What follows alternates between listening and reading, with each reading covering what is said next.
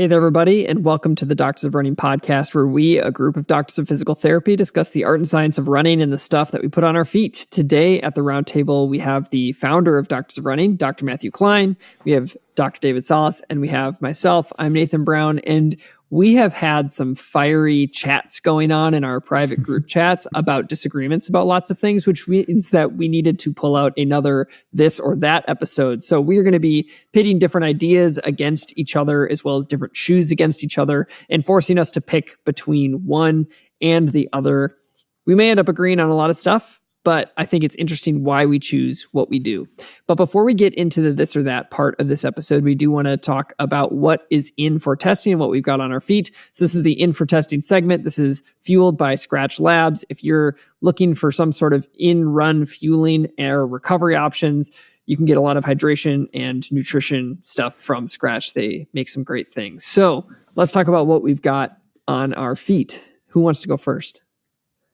Yeah, I can go first. We just finished up the written review today. I don't have it on me. Wait, no, not the written review. Oh my goodness.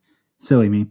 But Sonicblast, that just came out, so you guys are probably already know that. Yeah. But coming out on our feet for the next week, I'm going to be a trail boy for the next week. So with the launch of the A6 shoes, that kind of skewed my mileage plan. But now we're going to be using the Rabbit High Country. We will be doing the Ultra Experience Wild 2. Yeah, Experience Wild 2. Yep. I almost added it at GTR on there because it was on the back of the heel tab. Oh, yeah. And then I was like, no, that's not in the name. It's just, yeah. And then the Ultra 275 degrees. Yep. So I'll be a trail boy this week. And then when I'm not a trail boy, we'll have the On Cloud Boom X. Sweet. That's a great colorway too. It's actually sweet. I like it. Yeah. I've really liked both of those Ultra shoes you pulled up. I've ran in both of them, and then I hiked in the 275 just to try it out, the Olympus 275. And it was fun. I mean, I think it's a little firm. It's so high stacked, and it's just like firm and zero drop. So take it or leave it if that's like your vibe. But I liked it more for like walking than I did for running for that really high stack one. Yep. I'll go next. I have 3 shoes here. The one that I have the most miles in right now is also, you just talked about the On Cloud Boom Max. I have an 8-miler in on this shoe. I really enjoyed my first one because I've been enjoying I can never remember what it's called. The expensive trail shoe. What's that called? On Cloud Ultra Pro. Thank you. The Cloud Ultra Pro. I can't keep it all straight. And I just said I want that shoe with a road outsole. And that's not exactly what this is, but it's kind of close in my opinion. They did a few things with the midsole that I'm not a huge fan of. I'm trying to show it here where they have this kind of like lip divot where there's almost this like break in the midsole. I don't really understand why that exists. They could have just made it a flush full contact outsole. And it's a little bit stiffer than the trail model. But I really enjoyed my miles in this. I think it's very similar in some ways to the Cloud Monster Hyper, but maybe just a little bit more nimble. And so I don't know if they're going to be continuing this model, but or if they'll be continuing the Cloud Monster Hyper. But I found, and I know Matt does not like the shoe. This is one of the shoes we disagree on. But I really enjoyed the rhythmic nature of this shoe. I felt like I could get up on the toe easier than the Cloud Monster Hyper, which is why I call it more nimble. It's just easier to get up. That one's just a little bit more flat. So I'm excited. I'm actually going to do 8 to 12 in it tomorrow as well. And I'm running with my buddy who runs like his PR in the marathon's like a 2:25, I think. So he's pretty quick. So his easy pace is my tempo pace. So I'll be doing like 12-mile tempo tomorrow. So we'll see how it holds up with that. The other shoes that I got here, I don't have much to say on this one yet, but it's the Hyperion 3 from Brooks.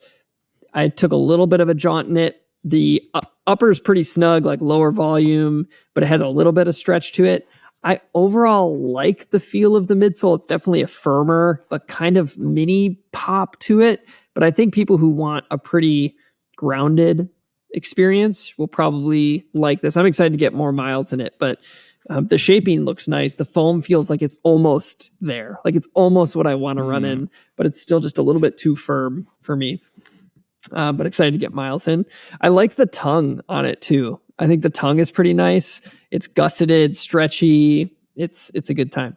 And then the last shoe is not a running shoe, but it's the those just came in too. This is a shoe. So I wear from Zero. I wear Zero shoes to work pretty much every day, mixing between a lot of them. But one of them is the Glen, which is kind of this like suede upper, kind of casual, slightly dress shoe. And people often ask us like, what's your favorite dress shoes or whatever? And Zero have been on my docket. And now they came out with the Glen dress. So it's the same model, just with like a leather upper. I'm pumped about this shoe. Same fit, super comfortable. It's nice to have an upscale option. So when they were like, hey, I know you've liked this shoe in the past. Do you want us to send you? And I'm like, yes, please. So pumped to be able to wear this for date nights and fancier days at work when they come. Matt, what about you? So I've got some similar models. I haven't got the Glen dress yet, but I also want to plug that shoe that I've been wearing the Glen for a couple of years now, for treating, for teaching. And it's just a great shoe. I have an Achilles flare up right now that's calming down and doing really, really well. And ironically, one of the things that's been helpful is I stopped wearing traditional shoes during my normal walking and standing, and I moved back to Zero shoes, which I normally wear all the time, but just had enough stuff going on. I'm like, I'm going to wear these. And it's really helped with progressing foot strength. And even though it is a little bit irritable on my Achilles, just getting back to be able to be barefoot and be able to, or not barefoot, but having a little bit less shoe has actually been an interesting progression. So I'm really excited to get the Glen dress because I start officially classes back again next week. So nice. Gotta have something more formal as I'm teaching some bigger courses. But the other shoes, I'm just going to go right to the Odd Clown Boom Max that everybody else also has. I have 40 miles in this shoe, and I'm going to say this. I'm honestly pretty disappointed in this shoe so far.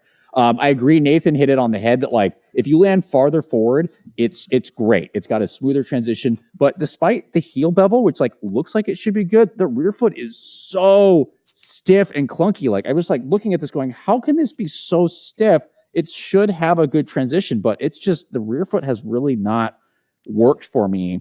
And I love the fit though. The fit is great. It's got this really nice wide toe box. It's really comfortable for standing in, for walking, and the fit is good. It locks you in. I get a little slippage for it, but just it's a lot heavier than I was hoping for. And this one's not as stable. It's like stiff. In the rear foot, the sidewalls are good, but as you hit midfoot, forefoot, it's just not as stable and certainly not as bouncy as I was hoping for a shoe that costs $230. Oh, it's and has like it's $230 for how much of like a super foam midsole there is. It just, I think On was on a good track with the Cloud Surfer, not the Cloud Surfer Max and the Cloud Boom Strike, but this is just like it's not where I was. And the Ultra Pro. I've also running in this shoe. I've over like 60 miles and I love this shoe. And I really wish they'd just taken the DNA and put a road outsole on it. Maybe it a little bit lighter because you don't need it as thick of a tread, but it's just a different shoe. The upper though is phenomenal. Super good. I think if you want a stiffer rear foot and if you land farther forward, this might be good, but it's also like over 10 ounces, which for a racing shoe, I don't care what speed it's a racing you're going shoe? at. I just don't categorize it as a racer. It's supposed to be a recreational racing shoe, which no, it's not that. It's not. It's not even like a good, like a competitive super trainer, to be honest. I'm not really sure where the shoe fits, to be honest. I love the upper, but just... I will say, I know Nate and Andrea have both loved it. Yeah. Yeah. We'll see if I love it. I have a feeling I'll like it for sure. Yeah. At least I've stood around and walked in it. I do like the upper, but I didn't realize it was a racing shoe. I almost want to look that up.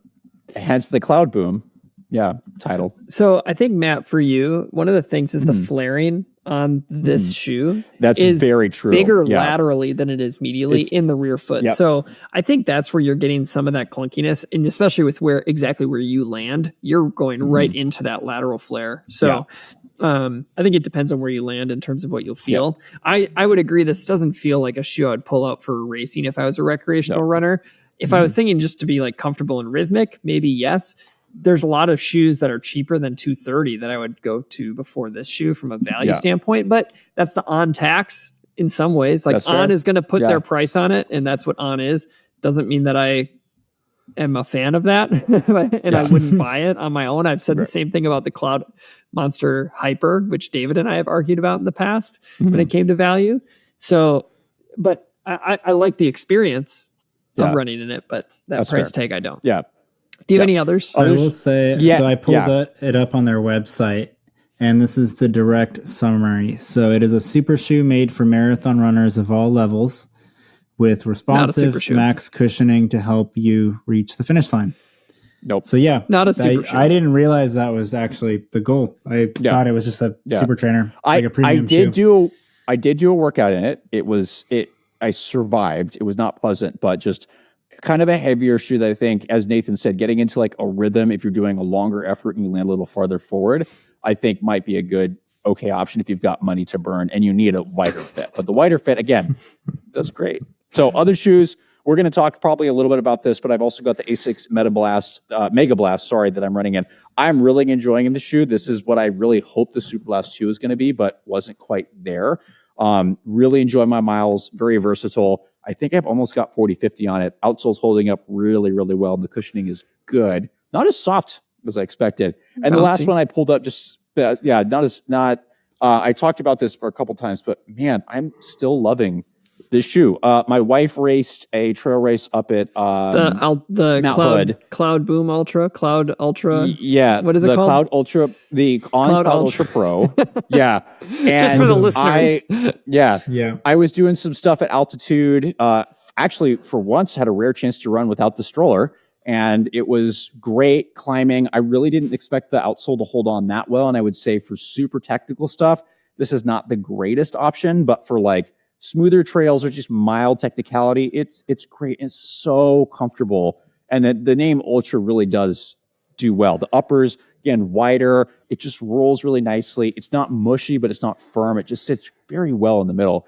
And it held up with me pushing Isabella in the stroller up like, I don't know what degree gravel trails up at altitude. And it was still holding on great. So pushing a 60-pound stroller up and down the mountain, this did great. So I'm enjoying miles on that still. Good. Well, that's everything. Oh, you have something else? I have one more, and I forgot to get this, but I want to give a shout out to the sponsor Skratch, because they have a prototype flavor of their hydration mix that I saw, and I was like, I have to order this because I'm curious. Now, the caveat is not selling it. You have to buy $50 worth of stuff, and then they'll add it on there. And I'm a sucker, and so I'm like, I'm definitely going to do this because I want to see, and I need some stuff anyway. I want to see what it is, and I totally forgot about our code and didn't use it. So it is watermelon flavor. And it is phenomenal. I've blown through the first bag in a couple days, and I'm really, really, really. It's awesome. Skratch, please sell it. Please. Is it a confirmed watermelon flavor, or are you saying that it's watermelon flavor? It's watermelon flavor. Yeah. It says it on the bag. They just don't tell you before you get it. Okay. Yeah, now that there's been enough images, it's like, yes, it's watermelon. It's really good. If you use one scoop, it's very subtle. And I say this because I really like watermelon juice. It's just that stuff is so expensive. So to have it with good hydration mix is a better excuse. Go, hey, I want to get this. So yes, I've already made another $50 purchase just to get a second bag. So this is what cracks me up. Matt enjoys Skratch. Obviously, that's why we've chosen to partner with them. Our whole team has really enjoyed Skratch. The reality is we do have a partnership, Matt. I could just reach out and ask for it for you, but I also love that you're supporting the company. So good on you for that. Well, if you're wanting to try Skratch, and apparently if you spend $50 right now, you can get this watermelon prototype. It's really good. I've done it twice. You can use the code, and it slipped Matt's mind, but the code is very confusing. Doctors of Running is our code. Use that code, and then you can get 20% off or 20% off your first order. If you're trying to get the most out of your next training cycle and you're trying to make sure that you're making the right decisions to get you to the goals that you want to achieve, sometimes it's nice to have additional tools in your tool belt. Stride has its generated workouts, which is going to personalize workouts based on the other efforts that you've put into your training before that. And so if you're wanting to have a little bit of assistance based on the data that your own body is giving you, you can check out stride.com to learn more about their generated workouts and other things that the Stride pods can help you achieve in your training and in your racing. So head on over to stride.com. That's stryd.com to learn more. All right, so we are going to transition into our this or that portion of the episode. And our first question is all about race day. And so the question is, if you were racing a marathon tomorrow, let's say you're in shape, would you be choosing a shoe that is over or under 40 millimeters if you ran a marathon today? Marathon, probably Endorphin Elite 1. Okay, still going, rocking that one. It's good. Matt, what's your pick? Over or under? Assuming I'm actually in shape, yeah, I'm kind of split between this because I'm in a similar boat today. I'd probably be running with the stroller though. It is unlikely I'd be doing this without, so I'm not going to be placing super high. But I would be at least going for it a little bit. So normally right now, if you'd ask me and be like, you're just going to go jog it, I would say the Megablast for sure. Cause that's been my shoe I've kind of done everything in. But if I'm going that distance and I'm racing, and that's the key thing, I'm probably still going to take the Endorphin Pro 4, to be honest. Oh, wow. Rocket X3 Was that your is a racing great shoe of the year when it came out? The Endorphin Pro 4? Yeah. No, I forget what it was. I think you chose one of the meta speeds, but not for as long. Yeah, not just for in general, the Alpha Fly. The Alpha Fly I think was my long distance thing, but I tore the heel off and now I don't have one. So I can't run in that. And it was good for a half, but I think I still need something a little bit more stable. The Rocket X3 is not going to get me through a marathon. Oh, really? I've learned that. It's a great shoe for in my opinion, maybe up to a half marathon. I probably still wouldn't take it there just because it feels it's stable, but it's aggressive. And it feels lower drop than it's listed. So I would take the Endorphin Pro 4 because of all the shoes, they're stable racing shoes. That's the one I think I would trust the most, knowing that midfoot really well. I have 100 miles on my pair, so I know what that shoe can do, but I would just need something stable and trustworthy over that distance, and I think I could still race pretty well in it. Nice. Question. Yeah. Sorry, totally random. For trail races, are they enforcing a 40 millimeter stack height rule? I have no idea. I don't know either. Somebody let us know if you know. Yeah. That'd be great. Nathan, what would you take? Right so now, I would go. So technically, I'm going under. Yeah, you're going under. I'm choosing over. Right now, I don't see myself lacing up a super shoe for a marathon anytime soon. Even if I got in shape for this fall, I would be choosing either the Superblast or the Megablast right now. And both of those are over. I could even see myself picking a couple other shoes that are higher stacked. And it's not, I wouldn't be choosing them because they're higher stacked. I'd be choosing them because I really like running long distances in those shoes, and they happen to be over 40. Right. I'm basically saying I'm not choosing a super shoe right now, and all the other long run shoes that I like are over 40 millimeters, and they're just not super shoes. Right. That if I was just going to go run one, I would totally do exactly what you just said. Yeah, for sure. Yeah. But if I'm racing, that's cool. Well, let's move to our next one. We are now talking in a similar category, but we're talking about long run workouts. So this would be a run that you're going out for at least, let's just put at least an hour and a half. Mm-hmm. You're getting out there for at least an hour and a half. And part of that is putting in some speed, whether that is some alternations between marathon and half marathon effort, or if you're putting in a steady state, just something. And the question is, would you rather choose a super shoe? Or, we know this term carries some weight to it, but super trainer. So super shoe or super trainer for a long run workout? I think the super trainer thing's kind of weird because I feel like if we, at least on our team, a lot of times when we say quote unquote super trainer, it's traditionally been over 40 VVAX plated, usually heavier. I probably just wouldn't opt for that for a workout at all. Sure. But I might choose a performance, a lightweight trainer over a super shoe for that use. With that said, there are shoes let's say the Hyperion or the new Sonicblast that just came out. There's options out there that I guess that technically counts as a super trainer, but that doesn't count, I guess, in the grand scheme of this, because most of them have been slower designed. I would probably just go super shoe because they're just more responsive, faster, lighter, and have good good cushioning. Where most of the ones previously were kind of heavy and things I wouldn't do workouts in anyways. But that's starting to change, because of things like the Sonicblast and the Megablast, and I don't know. Like a lot of the shoes now are actually pretty responsive and quick, so that's changing. But like you wouldn't catch me in a Vomero Plus doing a workout, right? Like, no. I don't know. I'm in the super trainer category for my pick. I think of shoes, and I know this is why I said it's kind of like, what do we put in that category? But like, I would rather take the SC Trainer version 3 out for a long workout. I love that shoe for that kind of stuff. I like it for long runs, but not for workouts, right? Yeah, like if I'm getting down to 520 pace, I don't want to be running in an SC Trainer. I think that's the difference. Is our workouts look so vastly different. Like my tempo on a long run is going to be like floating around 7 or like 640 at like the fast end, or maybe 630. And that's very different than hitting a 520. So I think it's because I am at that slower pace that I don't need something extremely light and extremely responsive. And I can just turn over. Like I can turn over the Superblast. I can turn over the SC Trainer. I could turn over the Deviate 3 from Puma. Those are ones that I would rather take out than a super shoe for myself. Matt, what do you say?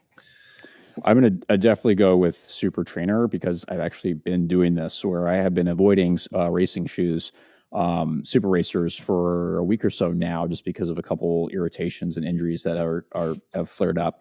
And the Super Trainers are just so much more stable for me. And there's just not enough really good, stable super racers out there that when it comes to long runs, a lot of times I will really struggle, and it's a risk that I don't want to take, and I'd rather run a little bit slower. And I'm in between Nathan and David, where I could still hit those like 6-minute kind of stuff, but I'd rather at this stage do them in a super trainer, and because a lot of them are getting responsive enough that I can do that, but just the more stable ride, a little bit better security and confidence, I'm taking all the time. The only exception to this is the SC Elite version 5, which kind of, even though it's very light, I feel like the cushioning and the way it acts is almost like a balance between the two. It's like, Dave was what the talking 3 about was like too. Yeah, that was probably the only exception to this rule that I've been able to do some really good long run workouts in it and walked away really confident. But that's, again, that shoe seems to be designed specifically for the longer efforts, but I would not race, I don't think, in that shoe. But yeah, so more majority outside of that, with that being the exception recently, super trainers for sure. Great. All right. This next one is about what you would choose to do on any given day when it comes to your run. So let's say it's middle of summer. You're living in, hypothetically, South Carolina or Houston, Texas, Columbia, super humid. And it's a super hot, humid day in the morning or in the midday, whatever. Columbia. Yeah, okay, got it. So not mentioning any specific names. May of people or may not team. have a garden. We may not have BJ or Bach, who help edit and release this podcast, who live in those two specific places. Yeah, but it's super hot, super humid, and you have the option between that and jumping on a treadmill for your hour 15 run that you got that day. What are you picking? If it's over an hour, I'm going outside. That's a long time to be on a treadmill, man. Oh, okay. Wait a minute. What's the... Like, I feel like if it was 30 minutes or under, like if I was just going out for a few miles, I might choose treadmill. But if it's longer than that, I'm going to start having mind games with myself on that hamster wheel. Like, I just don't think it would be very good for me to be on the treadmill longer than that. Yeah. If there wasn't a forced reason to. Like, if you were in like Colorado and everything's frozen outside and you can't go out because it's blizzarding, like, okay, of course, to the treadmill. But like, I also come from an area now, not as humid, but like very, very high temperatures and hot in the summer times when I was growing up. And like, I would run in 100-degree weather. It was fine. Yeah. So I will choose outside. So my day yesterday was, I was doing a different kind of workout because I'm I'm flirting with the idea of doing this 50K in a couple weeks as long as my body holds together. I have a few like little niggles. Have you from, registered? No, but the registration closes 2 days before the race, so I'm waiting until 2 days before the race to register. Okay. But I decided to do this different kind of workout in my basement. So I was on the elliptical on the trainer, and I would do that for 25 or 10 minutes, depending. And then I would go like do stairs for 5 minutes straight and just back and forth for 2 hours. And I thought I would hate it, and I didn't hate it that much, partly because I turned on a documentary, a college football documentary, Pony XS. Has anyone seen that about SMU football? Super good. I'm not a college football guy. That's true. It's fine. Everything's fine. But I did that. I enjoyed it a lot more. But even with that, I'm choosing to go outside. Like if I have the option to be out, I know I make that decision in winter on the opposite end of the spectrum. If it's -20, I'm outside. Oh yeah, I forgot. Wisconsin gets pretty cold in the winter, huh? Yeah, it does. Yeah, so I get used to that. Yeah, I never think of Wisconsin as a cold place. Yeah, I feel like you're just trolling me. Yeah. Whenever I watch Green Bay Packers football, it's always sunshine and rainbows, right? Like so happy. It's a good time. Yeah, I'm going outside too, for sure. Matt, what about you? There's a couple factors that are going to influence my decision. And I say this as someone who is very like dry heat, like Southern California. David, I totally agree. I got used to it. It's fine. When you get hot and humid, that's very, very different. I will say a lot of Southern California, and even, I didn't really run with fluids. Coming to Oregon, though, our summer's been fairly warm and really humid to the point where, like, even easy runs, I'm taking electrolyte fluids with us because I can't deal with doing a decent easy run and then feeling lightheaded the rest of the day. And I hydrate and eat before every single run. Like I don't do fasting. I don't run on an empty stomach even early in the morning. I got to have something there. I got to have fluids. And maybe it's because I'm pushing a stroller, but it would really depend on how hot and how humid. There may be a point, especially if I have things I need to focus on the rest of the day, where I might go, I might have to do this inside just because I've become very sensitive to the combination of heat and humidity, and I will just be fog brained the rest of the day. Cold, I don't have as much of a problem with. Like even up in the mountains where it's been like 0 degrees, and Wisconsin does get colder than that. Maybe I'm talking out my rear end, but I can handle it a lot easier. Do you run in 0 degrees? I have run in 0 degrees up in the mountains. And as long, like, if you got the right layers on, you're smart about it, you're not out there for hours. I feel like, to me, physiologically, I have a less of a difficult time with that than the hot, humid, like the 95 plus humidity and like over 90 degrees. That I've had some really bad experiences where I'm like, I can't think the rest of the day, and I'll get some GI responses later and going, oh, that was beyond my capacity. So more often than not, I'm going to go outside, but I think there's a limit to where I'm going, might want to do treadmill on this one. Do you feel like that limit is where everyone else's limit would be, though? Like where they're like, this is a little extreme. I don't think I'm going to go outside. You mean like for cold or hot? Yeah, like just in general, right? I think that's just for me. If it's below 0, you're probably not going outside most of the time. Most of the time, yeah, probably not. But I think the questions about the hot and humid stuff, I think it really depends on, are you able to take fluids with you? Are you able to get them in at a decent time? Can you tolerate that stuff? And even after a summer of this, my tolerance isn't super great. And I am really looking forward to some rainy winter, which if my wife hears this, she's going to hate me, but that's okay. Yeah. So more often than not, I'm going to go outside, but there's now this like little asterisk there. Fine. Yeah. We always say, you can always put more on in the winter, but you can only take so much off before you're having problems in the summertime. Right. All right, let's move to our next question. So we're back to shoes. So stick with me as I paint the picture of this hypothetical. You have the opportunity to buy one of two shoes. They cost the exact same amount. One of them, you get guaranteed top performance out of that shoe for 250 miles. It's a super shoe for racing. Mm-hmm. The other shoe, which costs the same, you're guaranteed to get 100 miles of top production or performance out of the shoe. The shoe that you only get the 100 versus the 200 is your like you know that you physiologically respond amazing to it. It is like the top tier super shoe that you are a super responder to. Whereas the 250 mile shoe that with a little bit more durability has a bit lower performance than the other one. So it's basically, how much are you going to trade off and get that top performance for less miles, or a little bit less performance with more miles? The cost of the shoe is the same, and then you get to determine what creates the value. Which one you picking? I'm going to take the performance just because I tend to not use those shoes anyways when I'm doing a lot of my workouts until right before the race. If I already know I like it and I respond well to it, I'm not going to wear it. I already know it's going to go well. So I'll just save it. And I don't beat up shoes anyways. So you get 100 quality miles and then maybe 50 miles to 100 more miles at like maybe 75% return, whatever. That's still pretty darn good. So I think I'm going to go with that one. So Nathan, if I understand, you are guaranteeing me 100 miles. Yep. Not mat miles where the outsole comes off at like 40. You get 100 miles. You get 100 miles. Well, I'm also going to have to pick the high performance one because actually 100 miles out of this for him that is really good. For me, I don't know if Klein's ever gotten 100 out of a racing shoe. There's only a couple. I mean, so there are a couple. The Endorphin Pro 4 actually did very, very well, and I got like 150 miles actually on that shoe. That's done very well. The A6 Metaspeed Edge Paris is another one that's got in the 150 range, and it crushed it. But that was also like, I responded very, very well to that shoe.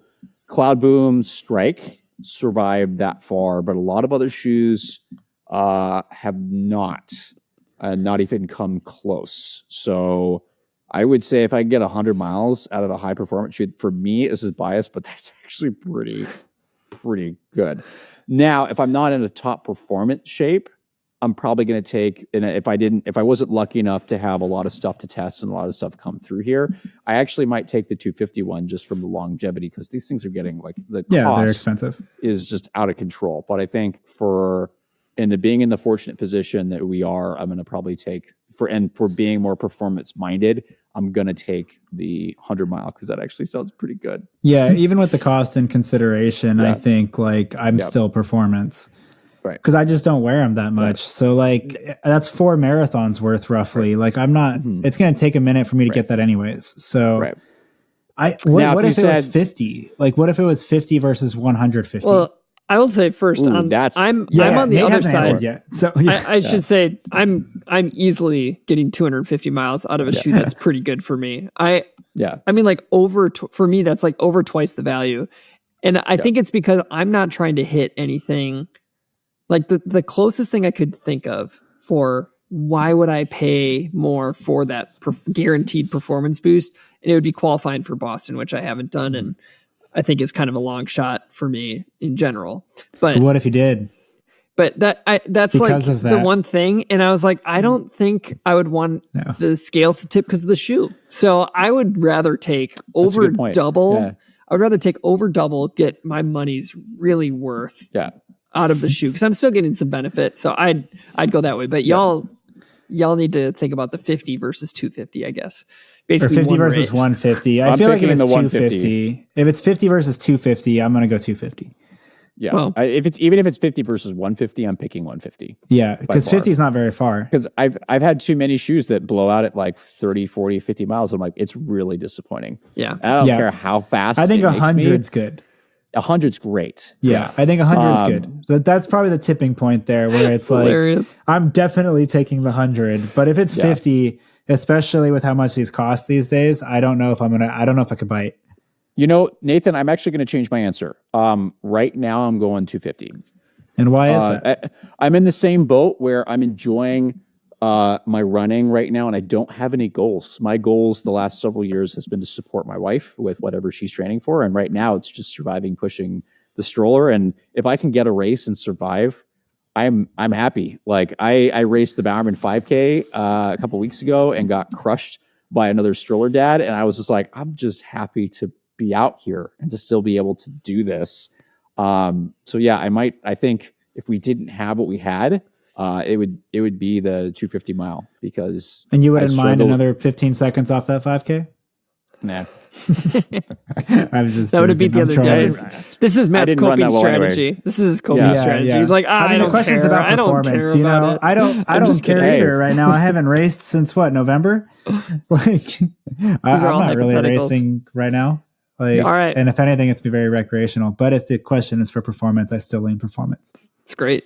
I'm moving us to our next question. This is looking at trends that we're seeing in some cases and which way we prefer it. So the question is, do you prefer when companies update their models yearly, or if they update on a biannual or every 2 years basis? So for example, the Ride 17 comes out in 2023, the Ride 18 comes out in 2024, Ride 19, 2025.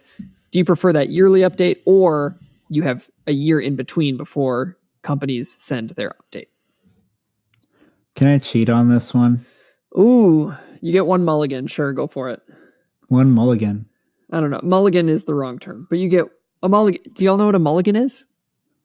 Like in You mean golf, like if you swing like a and you like, mobilization with no, movement not with a mulligan. mobilization? I run. Why would I know golf? Because it's just a common term, people. If you hit I've a never shot, heard that. if you hit a shot and it goes in the water, sometimes when you're bad at golf, like me, I golf once every couple years, but like I'll hit it in the water and we'll say, okay, one time in your 9 rounds, you get to do it over. So a mulligan is a do-over, which is not actually the appropriate term for what we're talking about here, but you get one cheat. Sure, go ahead. Let's move forward. Doesn't matter. Was that But in I honor hope- of like Dude, Happy that makes Gilmore no 2 or sense. something? Like, what the heck are we doing?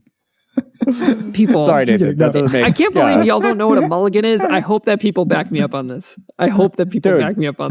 Dude, I just finished writing a book chapter and I'm developing orthopedic courses from scratch. I'm going to think mobilization with movement. Like, you can't, Yeah, but you can know both. Low-key, I thought mulligan, like PT mulligan too. I was like, Oh, wow. I was like, Yes, am I bunch of missing nerds. something? Like, I literally thought like, yeah, the Aussies are up to some weird stuff, man. I don't. Okay, in the comment section, for those who either message us or comment on YouTube or wherever and go, did that make just so we know, so we can know if David and I are totally off base You are and off Nathan's base. right, or Yes, I am. You know, I feel pretty. so I that- feel pretty confident that people understand Okay. the term mulligan.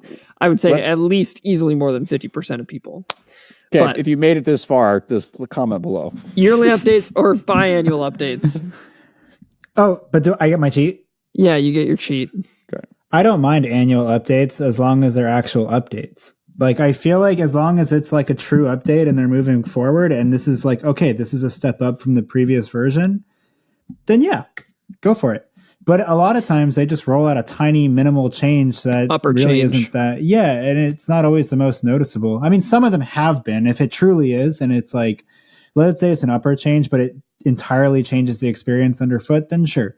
But like, I think you have to look at the experience of it. And like, is this an actual improvement upon the previous model? And if it is, then go for it. You can do it annually forever. I don't care. But if it's minimal changes that I'm not really going to notice, and now the price is $5 more than it was the year before, I'm going to be like, I don't like that. Right. So I think as long as they're actually updating the shoe, I'm good with it.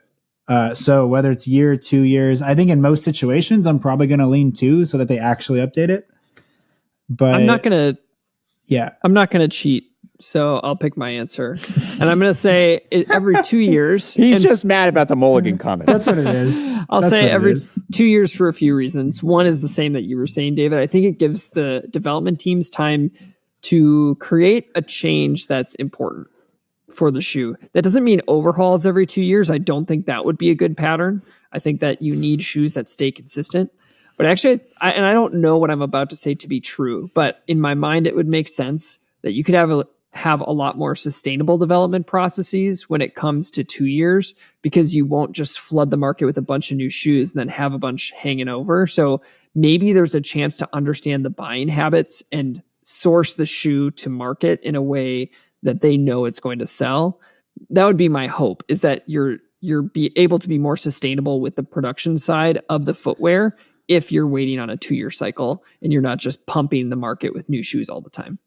I'd be I don't know curious that to to be see an true. international take on that, because we do live in America where new is better. And I feel like by rolling out new constantly, people are buying constantly. Like it is a way to kind of create more sales in some ways. I'm not saying sustainable from a sales standpoint. I'm saying sustainable from an environmental standpoint of like not do the pumping out companies all care these. that much about that? Some of them I do. don't. I'm not saying that. I'm just saying that's 20% why I. of That's why recycled I material want in it. your tongue. That's why So let I me like it. Let me jump in on this because I actually have some inside knowledge on this.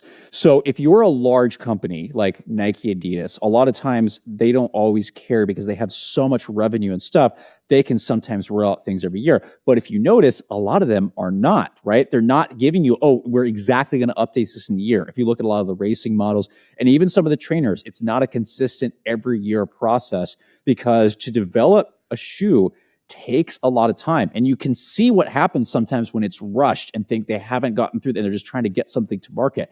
And then what Nathan said is it does flood the market. And so now instead of being able to actually profit and go, we've had this shoe on the market for long enough at its full price where we can actually recover some of the costs and make sure we get this.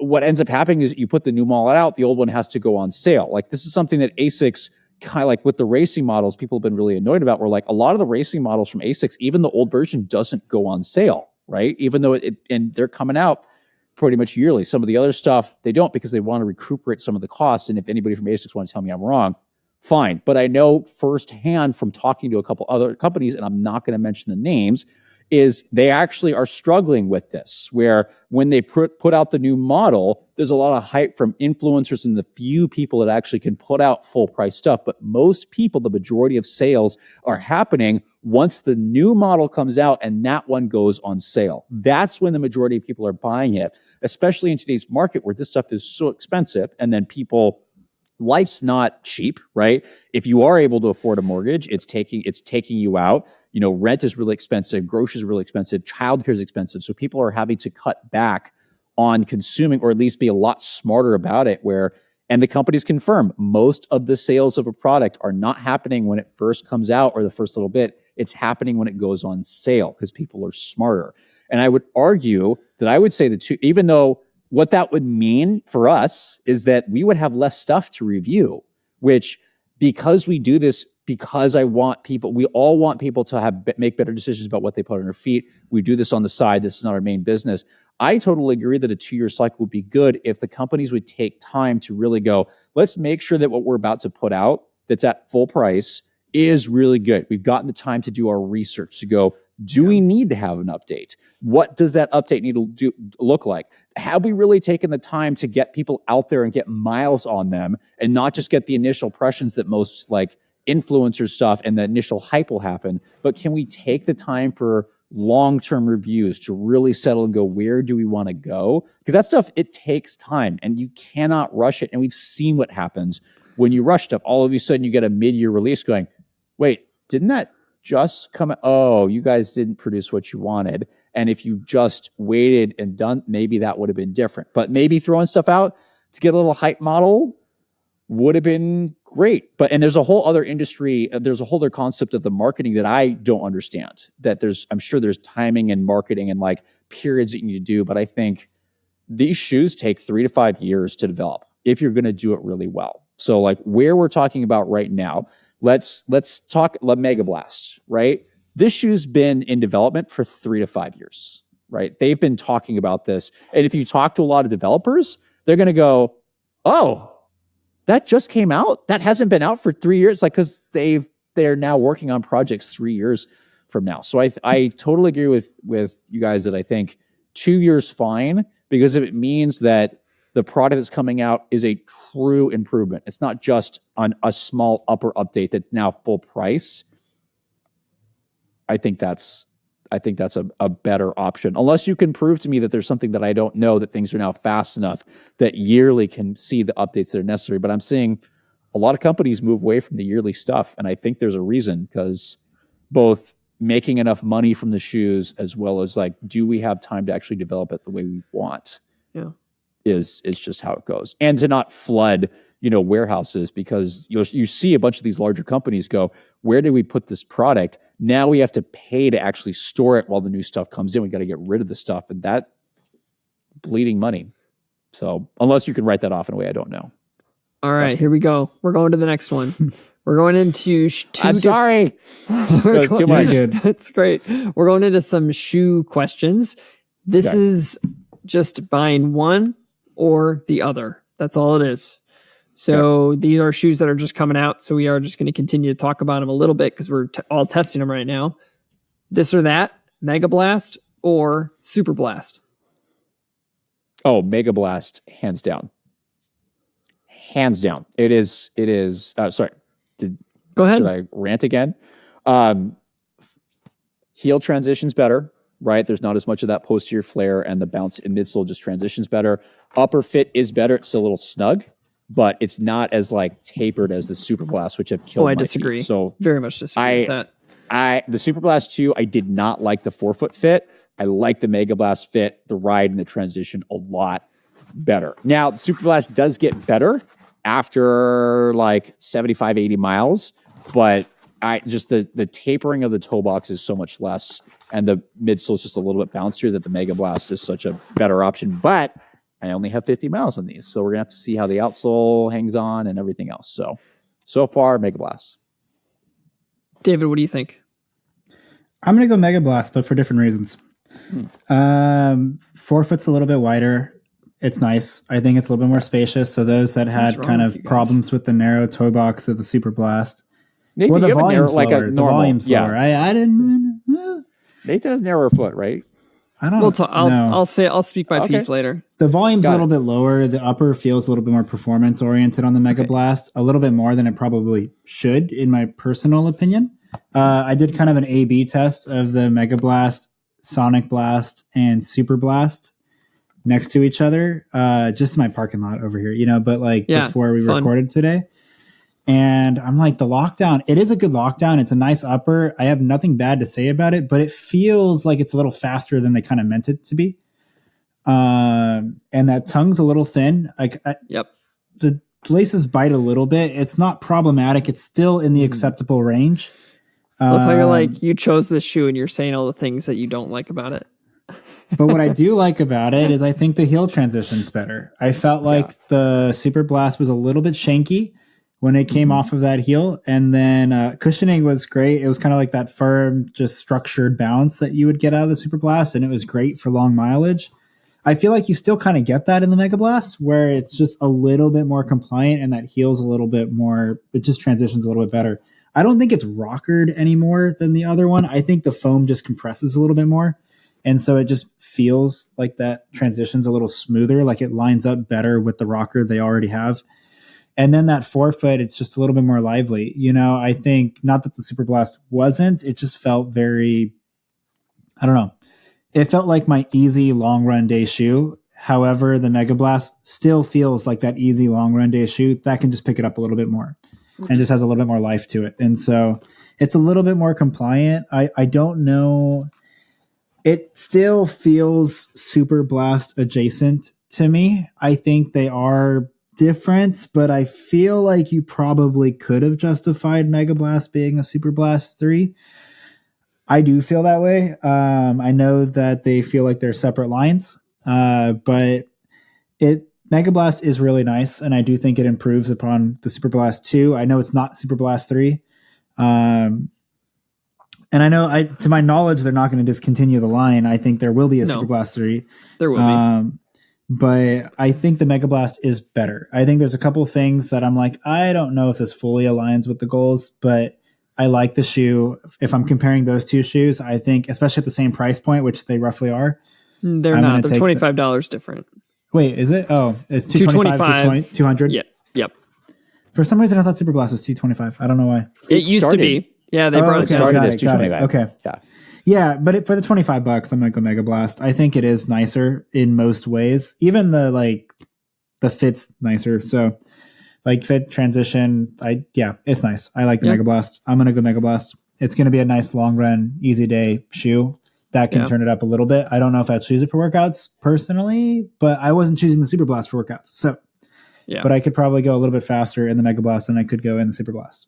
Nice. I'm so excited to hear what Nathan has to say. Yeah, I mean, I've loved testing out the Megablast, but right now with where I'm at, I would pick the Superblast too. And part of that is just the proven nature of it for myself. I have a lot more time in the shoe. I know people who've gotten tons of miles on it without it wearing out. Right now, I like having a little bit more stability. I think that the Megablast is a little unstable. Megablast It's is a little more neutral. wobbly, very true Yep. neutral shoe. It's not unstable. It's just neutral. Whereas this is more stable neutral. And I think that with the type of training, the versatility I could get out of these $200, the durability that's proven, I would take the Superblast for those reasons. I also have very different, maybe not, different experiences with when it comes to the forefoot fit than you guys. I feel like the Megablast fits shorter than the Superblast 2 does. The taper's there, but then it's also lower volume, so it makes it feel even The lower shorter. volume, Like I feel. yeah, and then I'd say the width is pretty similar, but there's more accommodating stretch in the Superblast 2. So I like the fit better from a trainer standpoint on the Superblast 2. And as much as I love the Megablast, if I had to pick between them, I'm going with the Superblast 2. All right. The other two shoes that we're going to talk about are the new Sonicblast. Oh, yeah, you said Megablast for sure. Klein Open. Yep. Yes, and then we got Sonicblast or the Novablast. The Sonicblast is positioned as this kind of up-tempo trainer of the Novablast, and I'll go first on this one. I'm picking the Novablast 100 times out of 100. There's no secret that Nate I'm not going to belabor my answer if you've listened to us or anything that I put out on these. I did not agree with the Sonicblast at all. Just slap you down the road, slap, slap, slap. So I'm definitely going Novablast. Love it as a trainer. Plus the price point is like $30 cheaper because it's $180 for the Sonic and $150 for the Novablast. So I love the Novablast. I'll get that for a trainer. What do y'all think? Oh, you're right. Do I only have this shoe and only this shoe? Or do I have another racing shoe in the quiver? That's a good question.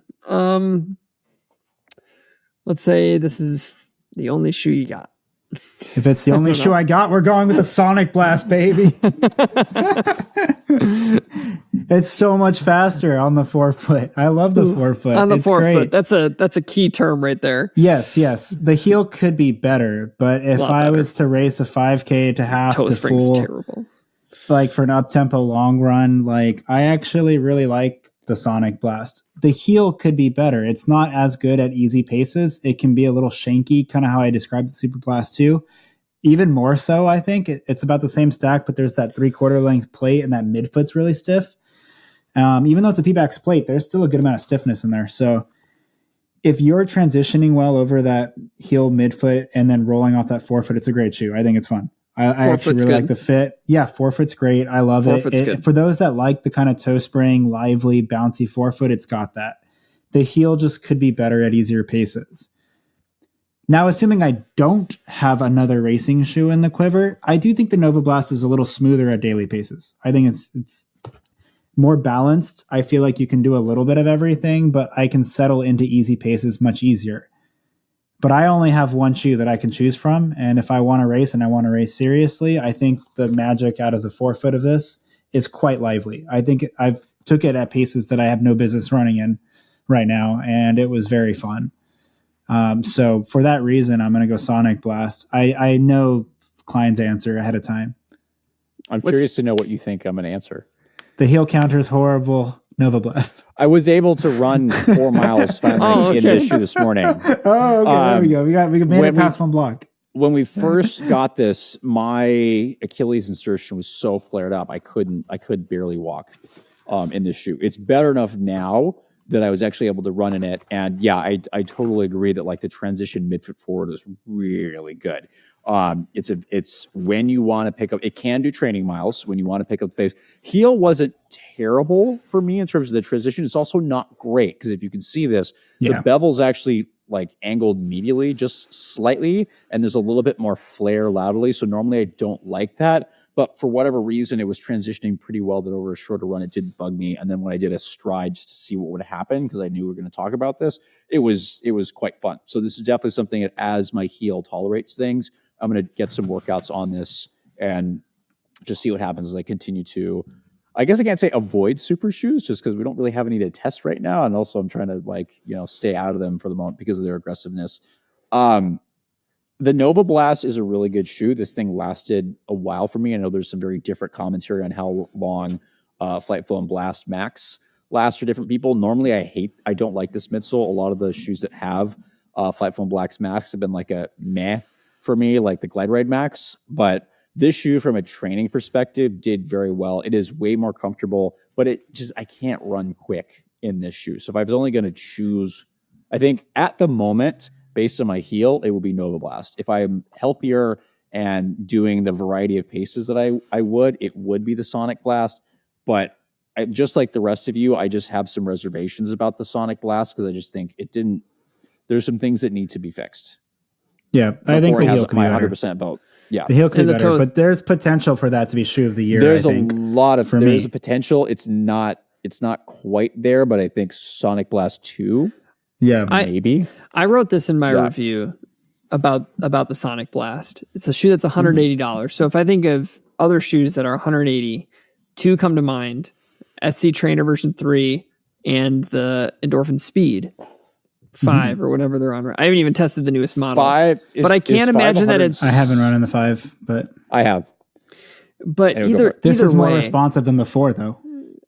But I don't even think, like, if either way, versatility of those other models and the smoothness of transitions, like we're talking about, everyone is... I've had a bad experience, but everyone has talked about the heel not being great. It's like, why would I choose that over something else that's the same price? I couldn't justify it for myself. Right. So maybe they're going to bring, I know they have a vision for where this fits in the Blast family. And I think that's going to be a good thing to like figure out, but like make it, if it's going to be a tempo Novablast, make it lighter than the Novablast. In my opinion, it's heavier than the Novablast. It's the same weight.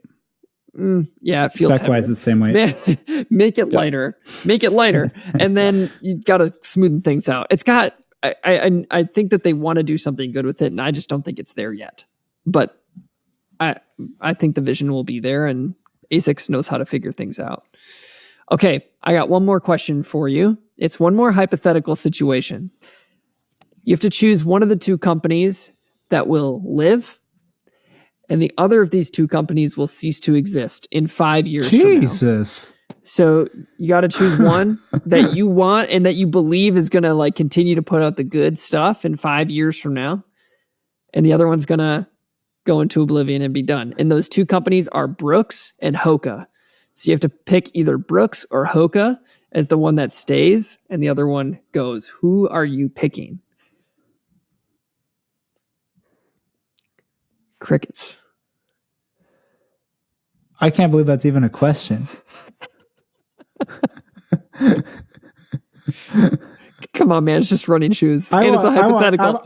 I want everyone to stay in business for the record. I don't want anyone to go more than under. that because we know the like people there like personally. Like I'm like, oh yeah, my company's going under and everyone with them's they're all losing their jobs and everyone's going. Well, let's do it a little bit lighter and just realize it's a hypothetical and this isn't actually going to happen. No. So are we just choosing a this or that for the company we prefer right now? Not right now. What you think it will be in 5 years is the question. Okay, then I'll choose Hoka. Okay. They've had exponential growth over the last 10. They've put massive investing into it over the last few years. They outsold UGG last year as a Deckers brand, and they are now the most successful company under that wing. And do you think you'll like their shoes more than Brooks shoes in 5 years? The question is as a company, not do I like their shoes more? Well, like, I'm thinking what shoes do you want to run in 5 years?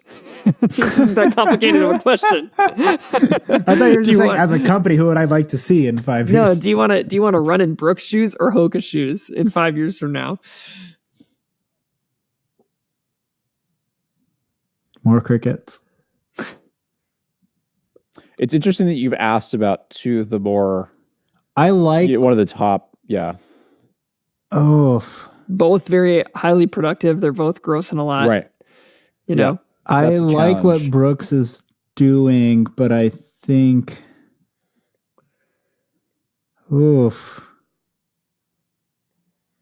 I think Hoka is just trying to push that innovation a little bit more, like where Brooks is starting to come around to it. So I might say Hoka. Strictly from that standpoint, I think they just struck the iron while it was hot a little bit earlier. Sure. And they're and they're going to see it in 5 years, where like we might start to see it in 2 or 3 with Brooks, and then they'll kind of get the line coming down the line. Yeah. Like we're starting to see it, but they're the last on the train, right? Yeah.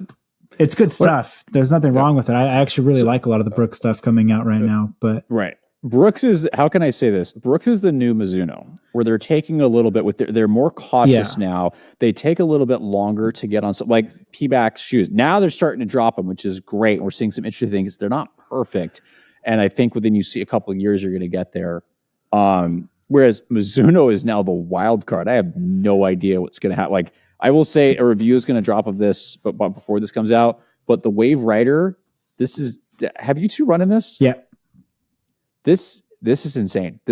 I like couldn't be farther. Like there's still a plate there, but like it's just like so different from any previous rider. It's like the first one to have a 10 millimeter drop. It's soft. It's like it's soft now. Mizuno has become this just like crazy. Like you never know what's coming out. I think Brooks is the more consistent one. Hoka, I don't know. Sometimes they push the envelope. Sometimes it feels like I don't know what direction they're going. And that's for me personally. So I don't know how to answer this question, to be honest. It's a tough one. I think the thing with Brooks that strikes me is like, I'll try their shoes. I like their shoes. And I'll say, where was this 2 years ago? This could have been this shoe of the year 2 years ago. And I feel like we talk about development and everyone's working on things years ahead, right? Like you could have just rolled this out a little sooner, right? Like DNA Gold is nice. Like DNA Tuned is nice. Like all these foams are really good. But it's like, it's coming when the market is already saturated with other options that already fill that. And so that's where I struggle on this, you know, like I like the Mizuno comment because that's what Mizuno would do, right? It's like, they'd kind of be in the shadows.